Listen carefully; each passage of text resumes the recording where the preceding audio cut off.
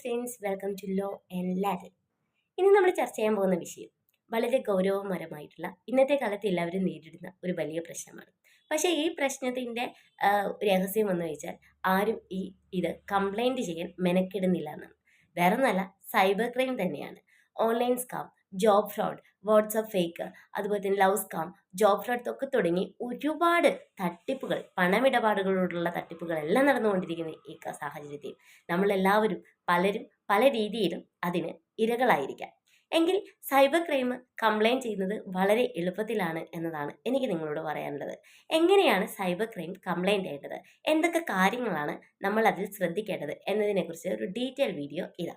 ഒരുപാട് സ്റ്റെപ്സുകളാണ് ശരിക്കും cyber crime complaint ചെയ്യാൻ വേണ്ടത്. അതിൽ ഒന്നാമത്തേത് നാഷണൽ സൈബർ ക്രൈം കംപ്ലൈൻറ്റ് ചെയ്യാനുള്ള ഒരു പോർട്ടലാണ്. പോർട്ടലിൻ്റെ വെബ്സൈറ്റ് എന്ന് പറയുന്നത് cybercrime.gov.in എന്നാണ്. ഈ cybercrime.gov.in എന്ന ലിങ്ക് ഓപ്പൺ ചെയ്ത് അവിടെ നമ്മൾ ഒരു അക്കൗണ്ട് ക്രിയേറ്റ് ചെയ്യണം. അക്കൗണ്ട് ക്രിയേറ്റ് ചെയ്തതിന് ശേഷം അവിടെ ഏതാണോ കംപ്ലൈൻറ്റ് ചെയ്യേണ്ട സ്വഭാവം, കംപ്ലൈൻറ്റ് ചെയ്യാനുള്ള കേസിൻ്റെ സ്വഭാവം ഏതാണ് എന്നതിൻ്റെ ഡീറ്റെയിൽസ് അവിടെ കൊടുക്കുക. അതിനുശേഷം വിക്ടിമിൻ്റെ കംപ്ലൈൻറ്റിൻ്റെ അതുപോലെ തന്നെ ഇതിന് ആവശ്യമുള്ള എവിഡൻസുകളുടെ ഓരോ സ്ക്രീൻഷോട്ട്സ് അല്ലെങ്കിൽ ട്രാൻസാക്ഷൻ സ്ലിപ്സ് തുടങ്ങിയിട്ടുള്ള കാര്യങ്ങളെല്ലാം അപ്ലോഡ് ചെയ്യുക. എന്നിട്ട് സബ്മിറ്റ് ചെയ്യുമ്പോൾ നിങ്ങൾക്കൊരു നമ്പർ ലഭിക്കും. ആ നമ്പർ ഉപയോഗിച്ച് നിങ്ങൾക്ക് കേസിൻ്റെ വിവരങ്ങളെല്ലാം ട്രാക്ക് ചെയ്യാൻ പറ്റും. ഫസ്റ്റ് സ്റ്റെപ്പ് എന്നുള്ളത് പോലീസ് സ്റ്റേഷൻ വഴിയാണ്. സാധാരണഗതിയിൽ നമ്മുടെ വീടിനടുത്തുള്ള, നമ്മുടെ പരിസരത്തിനകത്തുള്ള, നമ്മുടെ ജൂറിസ്ഡിക്ഷൻ അകത്തുള്ള ഒരു പോലീസ് സ്റ്റേഷനകത്ത് പോവുക, അല്ലെങ്കിൽ ഏതെങ്കിലും ഒരു പോലീസ് സ്റ്റേഷനിൽ പോയി അവിടെ നമ്മൾ നമ്മുടെ ഈ ഒരു കംപ്ലൈൻറ്റ് നമ്മൾ കൊടുക്കുമ്പോൾ അവർ ആ കംപ്ലൈൻറ്റ് നേരിട്ട് സൈബർ സെല്ലിലേക്ക് കൈമാറും. പകരമായി പോലീസിന് ഇത്തരത്തിലുള്ള ഈ സൈബർ കംപ്ലൈൻറ്റ് റിഫ്യൂസ് ചെയ്യാനുള്ള അനുമതിയില്ല. ഓരോ ജില്ലയിലും സൈബർ സെല്ലുകളുണ്ട്. നിങ്ങൾക്ക് നേരിട്ട് സൈബർ സെല്ലിൽ പോയിട്ടും പരാതി നൽകാം. മൂന്നാമത്തെ മെത്തേഡ് എന്ന് പറയുന്നത് സൈബർ ക്രൈമൊക്കെ നടക്കുമ്പോൾ നമ്മൾ അറിയിക്കേണ്ട ഹെൽപ്പ് ലൈൻ നമ്പേഴ്സാണ്. സ്കാം, അതുപോലെ തന്നെ മണി സ്കാം തുടങ്ങിയിട്ടുള്ള കാര്യങ്ങളൊക്കെ നടക്കുമ്പോൾ 1903 എന്ന ഹെൽപ്പ് ലൈൻ നമ്പറിലേക്ക് വിളിക്കുകയും അവിടെ കേസ് രജിസ്റ്റർ ചെയ്യുകയും ചെയ്യാം. അല്ലെങ്കിൽ 9497980100 എന്ന മൊബൈൽ നമ്പറിലും ഹെൽപ്പ് ലൈൻ നമ്പറായിട്ട് നിങ്ങൾക്ക് ഉപയോഗിക്കാവുന്നതാണ്.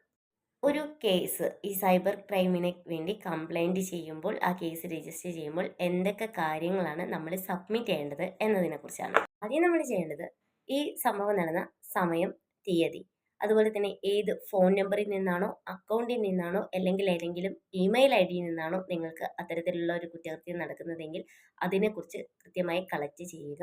അത് ഫേക്ക് അക്കൗണ്ട് ആണെങ്കിൽ പോലും ആ അക്കൗണ്ടിൻ്റെ നമ്പറും കാര്യങ്ങളും നമ്മൾ കൊടുക്കണം.